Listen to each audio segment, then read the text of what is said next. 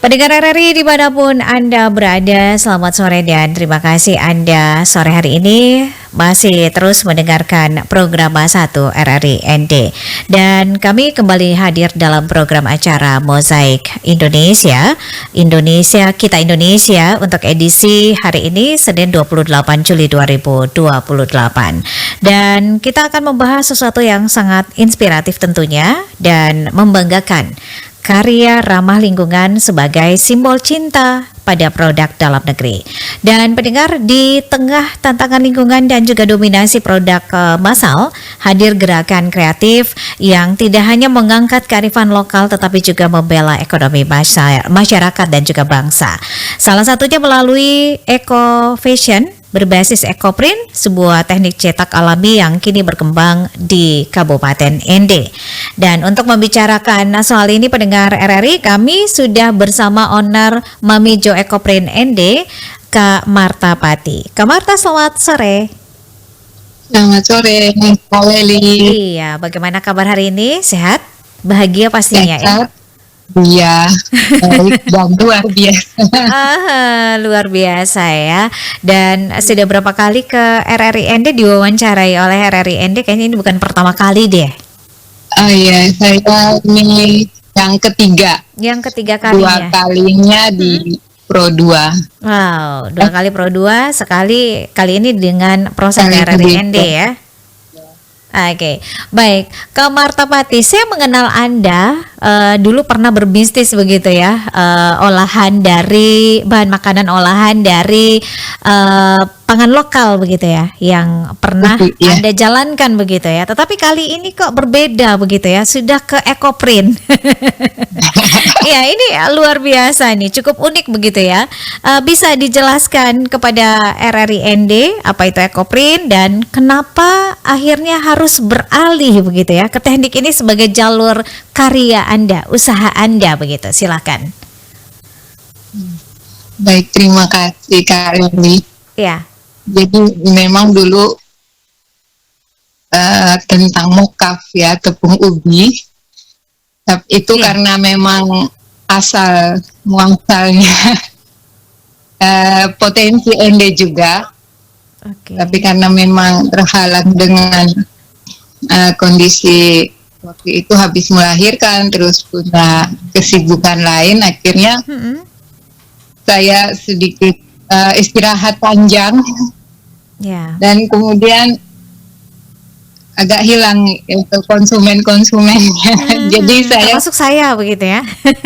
Iya, termasuk kali ini. Kemudian makin kesini kita ada potensi juga yang belum digali di ND ini. Jadi kita punya daun loba yang nama ilmiahnya Simplocos. Itu tanaman yang oleh kehutanan itu pernah diteliti di Badan Penelitian Kehutanan, bahwa tanaman ini mengandung unsur logam, aluminium. Jadi dan ternyata telah digunakan oleh orang di luar Pulau Flores sebagai bahan baku dalam membuat ekoprint gitu. Jadi kebetulan saya bekerja di kehutanan dan terlibat di bidang ini. Jadi tanaman loba ini ada sumbernya di Kecamatan Nangapenda, di hutan Mbok Benga, desa Mbok Benga. Nah, jadi masyarakat sebelumnya itu sudah mengirim ke luar Jawa, dan memang di ND juga digunakan untuk bahan-bahan membuat tenun ikat ya, tenun ikat pewarna alam. Tapi belum banyak dimanfaatkan. Jadi potensi kita berlimpah, tapi belum digunakan secara maksimal gitu. Karena yang membuat pewarna tenun ikat pewarna alam ini sedikit sekali kan. Nah, sudah gitu kok dikirim ke Jawa, kira-kira apa sih yang mereka buat di sana? Nah, disitulah rasa penasaran saya. Iya. rasa penasaran saya, kok orang di Jawa bisa gunakan ini, kenapa kita tidak? Jadi saya mencari tahu, ternyata itu yang disebut ekoprint. Mereka menggunakannya dalam ekoprint sebagai bahan untuk pewarna alam dan juga sebagai mordan. Mordan itu bahan untuk mengikat warna alam itu jadi lebih kuat menempel pada kain. Gitu. Jadi ekoprint itu teknik mencetak daun, bunga, kulit kayu pada kain, pada kulit juga bisa. Oke, Gitu baik. kami. Oke, jadi ceritanya seperti itu ya. Tetapi masih sama-sama memanfaatkan potensi alam yang ada di Kabupaten Ende yang ada begitu di ya. Ende. Iya. Sehingga ini memang sangat cocok dengan topik kita, karya ramah lingkungan jadi simbol cinta produk Indonesia ya. Oke, Kak Marta, ini luar biasa. Sejak kapan adanya ekoprint di Ende?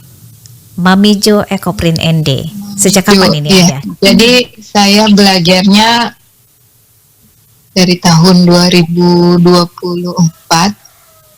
di awal-awal tahun. Kemudian pada pertengahan tahun itu ada dibuka pendaftaran AW. Oh iya. Academy Women Entrepreneur. Jadi dibuka. Jadi waktu itu saya masih berupa ide, karena masih belajar dan masih berupa ide apakah mau saya bisniskan atau mau saya apakan kemampuan ini gitu. Iya. Peluang ini, jadi mau saya apakan, tapi kemudian ada AW Indonesia ini yang membuka peluang untuk ide itu juga dikembangkan. Jadi saya coba mendaftar ke situ. Dan ternyata diterima, kemudian kami dibimbing untuk berbisnis. Jadi ternyata bahwa ekoprint ini mempunyai peluang yang sangat bagus karena memang belum ada di Ende, terus memanfaatkan potensi lokal. Kita dapat juga berbagi, menjadi berbagi ilmu bagi sesama. Gitu. Jadi peluang-peluang ini bukan cuma buat saya nanti, bukan buat keluarga juga, tapi juga bisa untuk masyarakat sekitar, karena kita bisa mengambil banyak dari masyarakat di sana, dan ini untuk produk-produk kita gitu. Oke, jadi ini juga bisa membantu perekonomian masyarakat di sana begitu ya? Iya. Marta ya. Oke. Orang bilang nama itu punya arti dan juga sebagai doa bagi pemiliknya. Namanya ini juga tidak biasa, unik begitu ya. Mamijo Ekoprint Ende. Pastinya ada filosofi dari nama tersebut yang mungkin bisa dijelaskan kepada pendengar RRI sore hari ini. Silakan Kak Marta. Ya, baik, terima kasih Kak. Jadi Mamijo ini singkatan dari Mama Michelle dan George. Jadi itu adalah nama kedua anak saya. Wow. Yang menjadi dasar dari apa yang saya lakukan. Bahwa saya berprinsip sekarang ini sudah menjadi ibu rumah tangga, menjadi seorang ibu, bahwa hidup kita ya untuk anak-anak kita, keluarga kita dan untuk anak-anak kita. Karena kita yang menghadirkan mereka, jadi kita bertanggung jawab untuk bagaimana nanti kita membimbing mereka di masa depan. Jadi itu yang menjadi motivasi awal, di mana saya terus berusaha, beraktivitas dari sisi ekonomi ya. Tapi dari sisi bahwa seorang ibu yang kreatif bisa mengajarkan banyak hal juga untuk anak-anak ke depannya. Jadi saya juga ingin menunjukkan bahwa anak-anak juga kelak bisa kreatif, bisa dengan melihat contoh-contoh seperti itu. Wow. Mama yang hebat dan luar biasa. Oke deh. Mungkin ada yang mau ditambahkan, silakan Kak Marta. Jadi Jadi hijau ekoprint. Jadi ekoprint ya menunjukkan bahwa karya saya fokus ke ekoprint. Nanti ekoprintnya di kain, di kulit, di kertas itu nanti akan terus berkembang. Usahanya ekoprint nanti apakah hanya berupa produk atau nanti saya berjalan dengan berbagi ilmu dengan memberikan jasa mengajar seperti itu, tapi tetap kepada ekoprint. Ekoprint dasarnya itu ya. Iya, Oke. dasarnya. Baik. Dan saya tetap menempelkan kata ende di situ. Jadi karena bahwa inilah saya juga mau menunjukkan bahwa ende juga punya potensi itu. Tapi ini bukan sebagai bentuk bersaing sama tenun ikat ya Kak. Bukan, karena kita bisa saling mendukung kan, saling mengkombinasikan.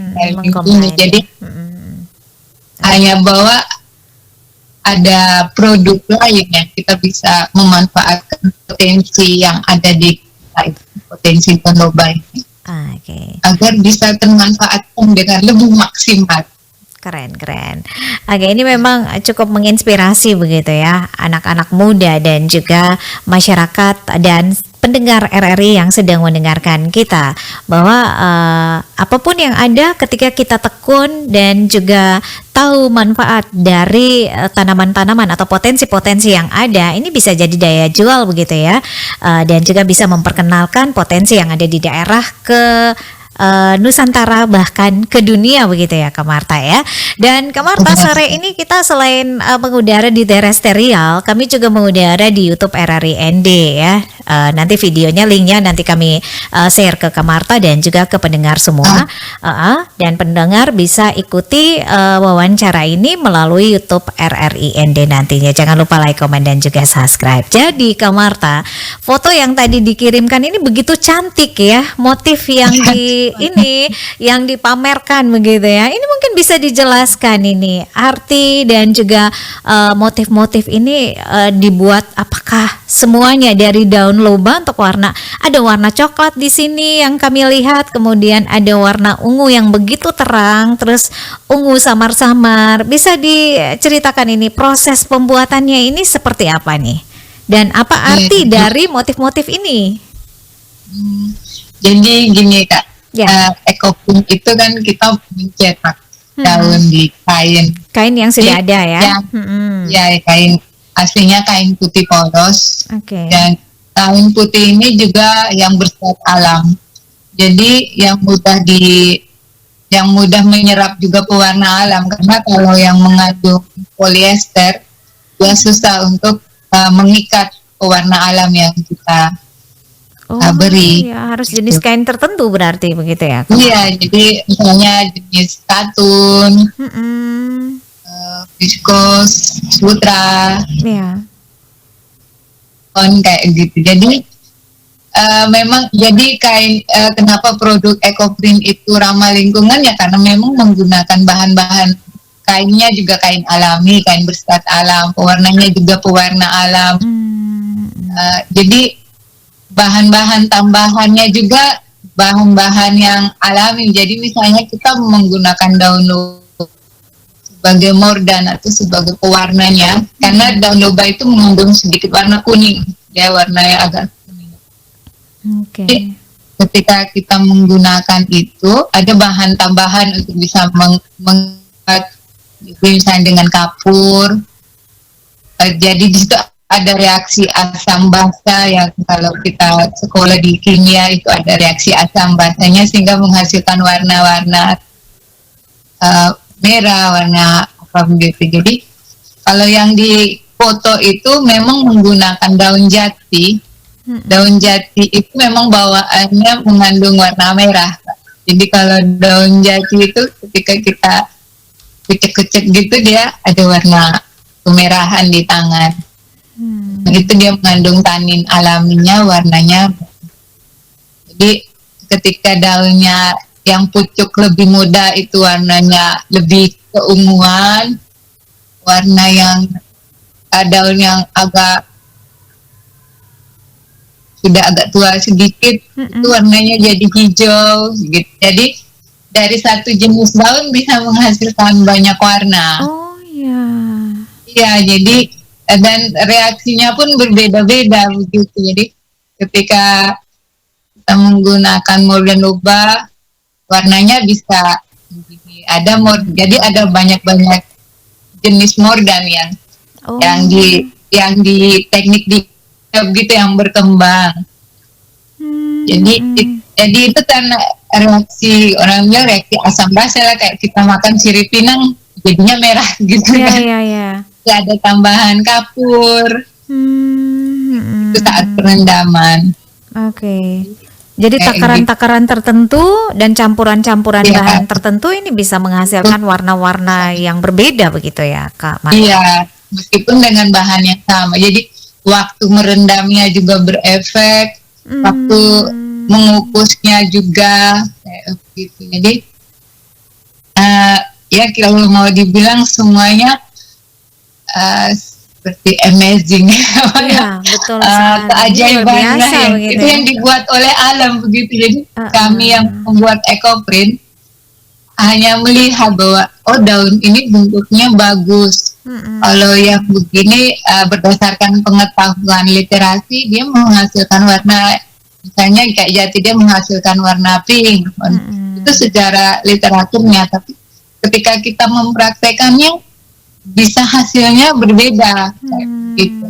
Jadi satu orang ini kayak kita kan ada dalam komunitas ya, kayak saya di FD itu ada teman-teman komunitas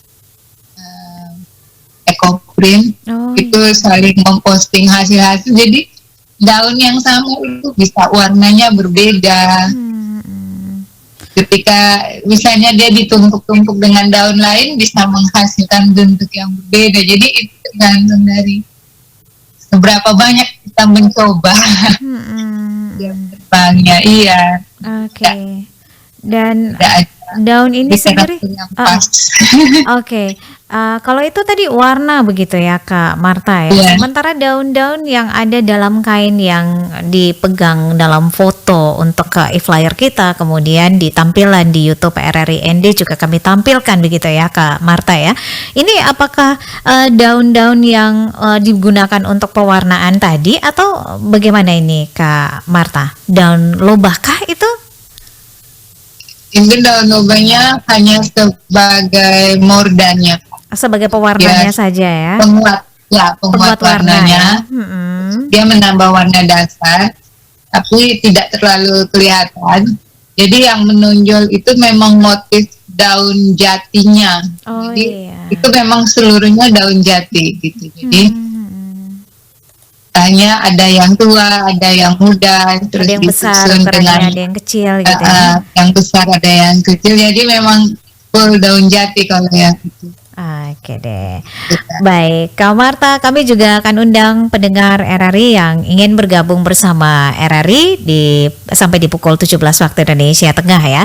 Anda pendengar RRI yang ingin bertanya langsung kepada owner Mamijo Ekoprint ND, Kak Marta Pati, Anda bisa langsung saja kontak kami ke 082145111957 dan juga boleh ke WhatsApp program 1 RRI ND di 082138788786. Kak Marta, kita akan lanjutkan kembali obrolan kita di kesempatan sore hari ini, tapi setelah kami hadirkan rangkaian lagu-lagu. Kami minta untuk tidak matikan telepon Kak Marta karena kita akan lanjutkan kembali obrolan kita.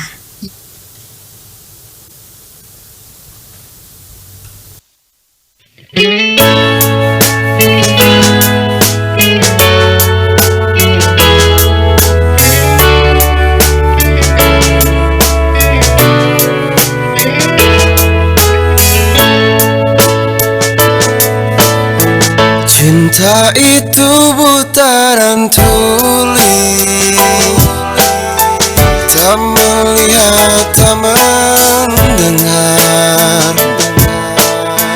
namun datangnya dari hati, tidak bisa dipungkiri. Itu benar, memang benar. Cinta itu ruang dan waktu, kejap harus mau. Cinta butuh ruang yang sepi untuk mengutarakan hati. Kamu aku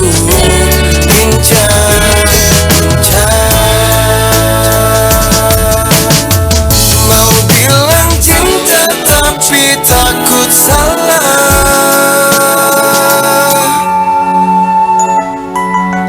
Halo, kenapa? Mau bilang apa sih? Bilang aja, nggak apa-apa kok.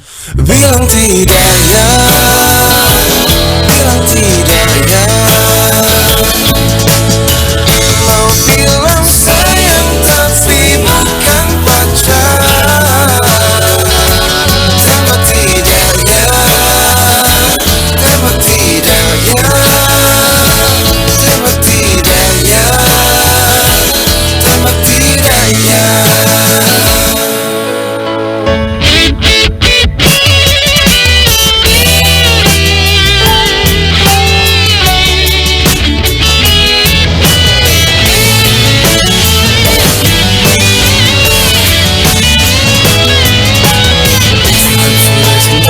Yang aku berikan tulus dari hatiku ini yang paling dalam.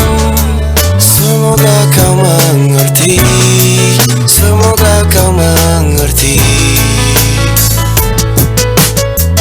Mau bilang cinta tapi takut salah. Bilang tidak ya, bilang tidak ya. Mau bilang sayang tapi bukan pacar. Tembak tidak ya, tembak tidak ya, tembak tidak ya, tembak tidak ya. Mau bilang cinta tapi takut salah. Bilang tidak ya, bilang tidak ya. Mau bilang sayang tapi bukan pacar. Tembak tidak ya, tembak tidak ya, tembak tidak ya, tembak tidak ya, tembak tidak ya, tembak tidak ya.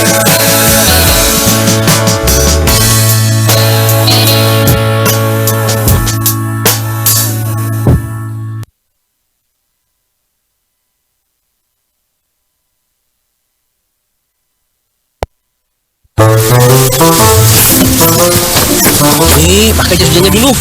Nggak mau, Udah pakai dulu, telat lo kita nanti. nggak mau. Nanti makeup aku berantakan. Lagian dari dulu aku minta mobil nggak dibeliin. Sabar sayang, kan duitnya belum cukup. Belum cukup. Dari dulu bilangnya belum cukup terus. Ya kan kita utamakan yang penting dulu. Pakai untuk rumah, isi perabotannya, rapikan halamannya, benerin pagernya. Masa mau pakai betis mulu? Ini kan rumah tangga bukan sepak bola. Ih, nggak mau bercanda. Udah ya telat ini. Ih, Ya udah. Nanti kita beli mobil ya kalau duitnya udah cukup. Sekarang pakai motor dulu. Toh pakai motor juga enak. Kalau hujan gak kepanasan, kalau panas gak kehujanan. ih, kebalik. Yaudah. Sini mana jas hujannya? Kebutuhan dulu, baru keinginan. Pro 1, kanal informasi dan inspirasi. Pro 1. Pendengar RRI dimanapun Anda berada, kita masih bersama untuk program acara Mozaik Indonesia dengan topik karya ramah lingkungan jadi simbol cinta produk Indonesia dengan owner Mami Joe Ekoprin ND, Kak Marta Pati. Kak Marta, selamat sore kembali. Sore kali ini. Terima kasih ya sudah meluangkan waktu dan mau berbagi dengan pendengar RRI di kesempatan sore hari ini. Baik, Kak Marta, ini pencampuran, pewarnaan, terus proses pembuatannya menjadi kain yang begitu cantik begitu ya, yang dipegang ini semuanya itu secara otodidak kah ataukah belajar khusus nih Kak Marta? awalnya saya belajar dari YouTube Kak. Bagaimana? Tapi kemudian Belajar dari YouTube ya? ya, Mm-mm. kemudian banyak kendalanya karena memang literatur tentang loba sangat sedikit. Mm-mm. Jadi saya belajar yang umum dulu. Oh iya. Jadi ada untuk kan rajin browsing itu saya ketemu ada semacam kursus online WSO. Ya saya ikut. Jadi telaten saja. Jadi dikasih materi ya praktek. Oh ya, langsung dipraktekkan ya. Jadi harus dipraktekkan. Oke. Jadi hanya begitu Kak. Jadi kemudian karena setelah mengikuti online seperti itu, memang hanya jadi cuma dikirim materi, kita coba sendiri. Jadi memang belajarnya ya kalau gagal ya berarti coba lagi, gagal ya coba lagi. Jadi ya karena memang yang paling murah ya seperti itu Kak. Oke. Jadi ini yang Ya, dibutuhkan mungkin bisa sebenarnya gitu. Kemudian selain dicoba-coba terus dengan menggunakan loba. Akhirnya beralih dari yang resep yang dari umum itu yang digunakan di Jawa, saya coba yang ada di sini. Oke. Sebenarnya ini selain keterampilan begitu ya, hal dasar yang harus dimiliki ini apa nih Kak Marta? Saya melihat harus sabar begitu ya, benarkah? Harus sabar karena ini Kalau sabar itu sangat, itu memang untuk di segala hal ya, bukan segala untuk hal. kreativitas. Tapi karena memang kalau misalnya gagal ya harus dicoba lagi, kalau Harus belum coba berhasil lagi, harus iya, dicoba harus. lagi, Kalau- harus sabar juga Kalau ini ya. seperti iya, yang namanya kreativitas itu ya kayak harus terbiasa saja sih Kak tangannya. Sama kayak orang membuat kue juga ya, cocok-cocok tangannya sering diuji coba ya. Kayak begini juga. Oke. Nah, Selain kita belajar, harus banyak membaca, banyak membuka literatur-literatur, terus melihat, karena membrowsing itu sekarang internet sudah sangat maju ya. Jadi bagaimana kita selain kita telaten, kita sabar, ya. kita punya komitmen yang kuat untuk ingin belajar kayak begitu Kak ya. Sama juga kita harus rajin-rajin menggunakan teknologi yang sudah ada gitu. Jadi tidak hanya orang muda, orang tua pun bisa, apalagi orang pandai teknologi ya. Jadi, banyak ilmu yang kita bisa dapat dari internet kalau digunakan secara baik. Betul. Nah, kalau menurut saya seperti itu kayak gini. Oke. Sebenarnya keinginan kita untuk belajar saja sih. Terus karena dicoba ya jadi tahu, otomatis kita jadi gitu. Kalau kita banyak tahu, kita jadi kreatif. Jadi bagus juga ini kalau ada kesalahan, kekeliruan ya. Kita belajar dari kesalahan yang ada untuk memperbaiki agar bisa itu menjadi dia, lebih Kak. baik lagi. Kalau yang menurut orang-orang seni gitu, jadi seni itu tidak pernah salah. Oh iya. Jadi seni itu tidak pernah salah Kak. Jadi jangan takut ketika kita mau terjun ke dunia seni, itu jangan takut salah, karena dari kesalahan itu kita bisa menemukan motif baru, Ya. kita bisa menemukan warna baru, kita bisa menemukan teknik baru kayak begitu. Oke deh. Yang pasti jangan seni-seni begitu ya, orang yang dibilang wah seni-seniku. Nah, orangnya jangan seninya. Seni-seni banyak Kalau ini itu bahaya sudah begitu ya. Tapi kalau orang seni memang biasanya seni-seni banyak. Oh harus ada seni-seni banyak juga ya. Iya. Oke, Kak Marta, ini menghasilkan kain yang begitu indah motif-motifnya, terus warna-warna alami yang dibuat ini butuh waktu berapa lama? Nah, itu kalau waktunya itu karena kita pertama kain yang putih itu yang kita beli itu harus diproses dulu Kak, dicuci, dibersihkan bahan-bahan karena waktu membuat kain di pabrik itu kan juga ada bahan-bahan kimia tambahan tuh. Ya, Nah itu yang kita yang kayak lapisan lilin mungkin seperti itu. Jadi harus itu kita dibersihkan. harus cuci dengan bahan Oh ya, soda menghilangkan bahan-bahan itu kimia. agar mordan yang kita campur itu bisa terserap oleh kain. Bisa menempel Nah gitu ya. setelah menempel ya, jadi perendaman mencuci itu butuh waktu semalaman. Terus di mordan kalau cuacanya bagus kering, mataharinya bagus, ya berarti cepat kering. Itu butuh sehari. Sehari itu kita rendam lagi dengan mordan kapur untuk mengikat dan menguatkan mordan itu. Kita jemur lagi sehari. Ya. Terus baru kita bisa menata kain. Menata daun di kain. Jadi yang saya pegang ini menggunakan sistem kukus di kukus. Jadi waktu kita menata daun, kita jadi sebelumnya kita sudah memasak pewarna kayu-kayu yang bubuk-bubuk kayu itu kita sudah masak 2 hari sebelumnya. Jadi ya bisa seminggu lah. Bisa seminggu berproses ya. Itu untuk diangin-anginkan aja Kak, belum layak jual. Oh ya. Jadi setelah diproses, setelah dikukus, kita angin-anginkan untuk oksidasi. Itu jadi di saat kita angin-anginkan itu bisa juga terjadi perubahan warna Kak. Jadi mungkin dia bisa jadi lebih pucat, dia jadi lebih gelap. Jadi itu di situ proses oksidasi dengan udara itu juga berefek. Nah, jadi di situ kita lihat apakah sudah menyerap dengan baik. Jadi waktunya itu paling ya kita kasih yang paling bagus itu 3 sampai 7 hari. Nah, itu baru difiksasi itu direndam lagi untuk mengikat warna, untuk membuat dia lebih tahan lama kayak.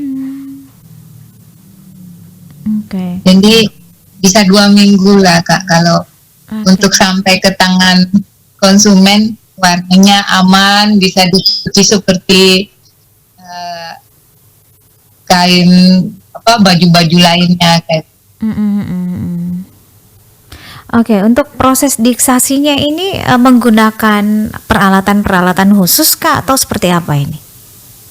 Fiksasi juga menggunakan bahan alam kayak tawas.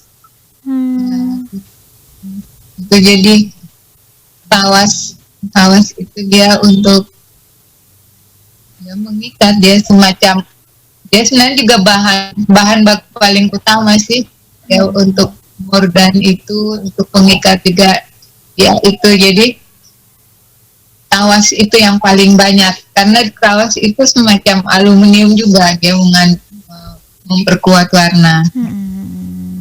Oh begitu. Oke, jadi ini cukup lama begitu ya. Dan sejauh ini apakah motif-motifnya itu hanya motif-motif daun ataukah sesuai dengan selera dan juga pesanan dari konsumen?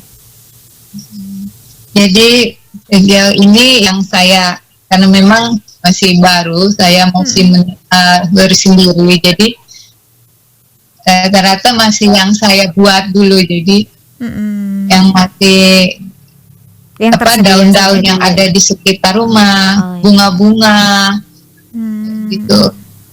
Jadi kayak ada bunga kenikir itu menghasilkan warna keningnya, bunga kaca piring, daun jambu, daun jati, paku-pakuan yang di pinggir-pinggir got itu motif-motifnya bagus. Jadi saya hanya memanfaatkan daun-daun di sekitar gitu.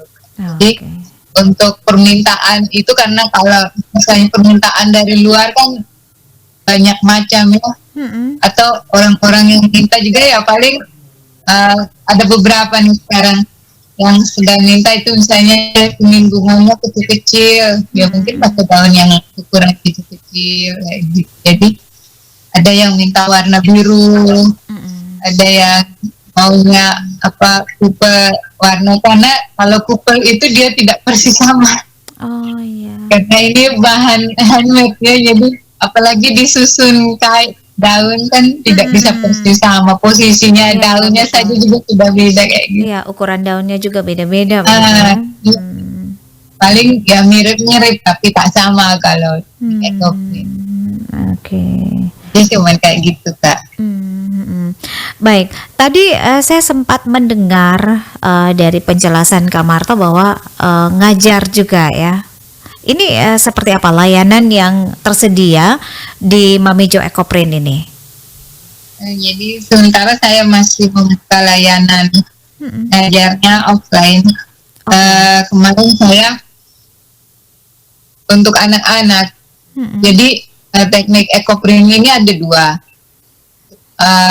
Ada banyak sih, tapi yang saya fokus itu dua di teknik ketuk sama teknik kukus. Jadi kalau ketuk itu setelah kita mordan, daun kita sudah bisa ketuk-ketuk daun di atasnya, dia menempel, diangin-anginkan fiksasi. Jadi itu ada kalau di profil yang saya kirim itu kan ada bersama dengan anak-anak. Jadi itu yang mungkin paling mudah untuk diterima oleh anak-anak. Jadi memang mengajarnya itu misalnya pada tote bag itu sudah saya proses mordan. Jadi saya selain menjual paket yang sudah jadi, saya menjual paket DIY. Jadi tote bagnya itu sudah dimordan, anak-anak tinggal ketuk-ketuk daun, jadi langsung tercetak motifnya.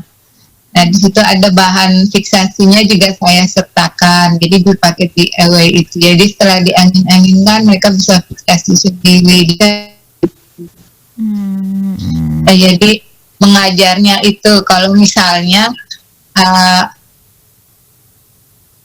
misalnya contohnya kemarin saya di Rumah Baca Sukacita, itu anak-anak saya ajarkan, jadi saya hadir di sana mengajarkan anak untuk teknik ketuknya, karena meskipun sederhana cara ketuknya juga berefek. Jadi kalau diketuk terlalu kuat daunnya bisa hancur-hancur, tidak jadi motifnya.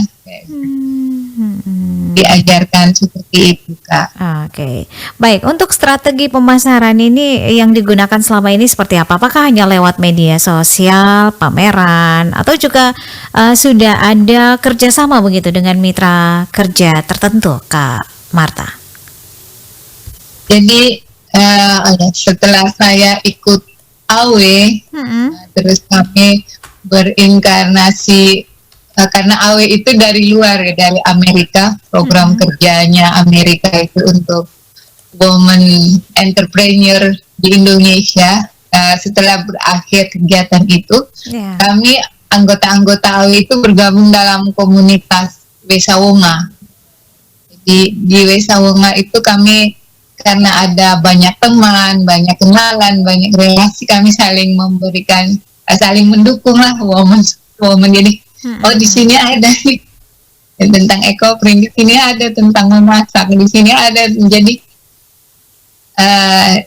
strategi pemasarannya ya dari mulut ke mulut, dari media sosial, dari mengajar ini ya mungkin yang paling banyak kan Kak, kalau anak-anak itu saling bercerita ya paling mudah. Kalau untuk mitranya setelah di Wesawonga komunitas itu kami tergabung dengan Rumah BUMN.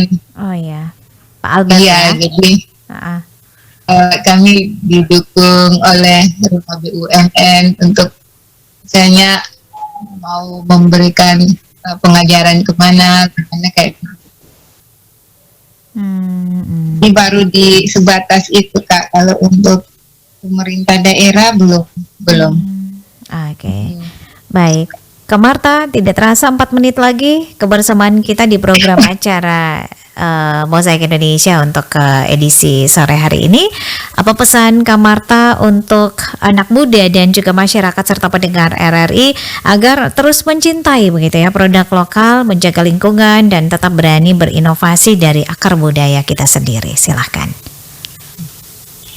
Pesan saya buat anak-anak muda, bukan cuma anak muda tapi semua masyarakat di kota Ende khususnya, di NTT pada umumnya dan di seluruh Indonesia, bahwa untuk mencintai produk Indonesia itu tidak harus dengan sesuatu yang wow, karena bahwa di sekitar kita itu banyak sekali potensi alam, potensi budaya yang bisa mendukung, yang bisa kita manfaatkan untuk membuat produk-produk, menghasilkan produk-produk dari potensi lokal kita. Gitu. Jadi semuanya ada, tinggal bagaimana kita membuka mata dan hati kita untuk melihat potensi itu dan belajar memanfaatkannya. Oke. Itu saja, Kak. Baik Kak Marta, terima kasih untuk waktu berbagi dengan RRI di program acara Mozaik Indonesia. Sukses untuk usaha Mami Jo Ekoprint ND. Semoga makin banyak yang mengenal dan juga makin banyak begitu ya orang-orang yang sepemikiran dengan Kak Marta untuk memanfaatkan potensi lokal yang ada agar bisa lebih menjaga lingkungan kita begitu ya, dengan mencintai produk Indonesia. Terima kasih sekali lagi. Selamat sore, salam hangat untuk keluarga di rumah, Kak Marta. Terima kasih, Kak.